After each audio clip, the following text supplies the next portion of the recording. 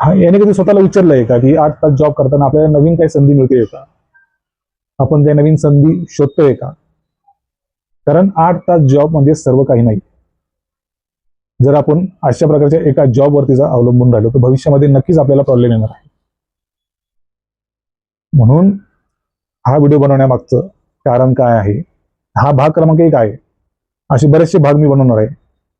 एक गॅनोडर्मा मशरूम ने डॉक्टर लीम यांना पूर्ण जगामध्ये ओळख निर्माण केली आणि याच मशरूममुळे हजारो लाखो करोडो लोकांना रोजगार मिळाला. याला म्हणतात रिसर्च.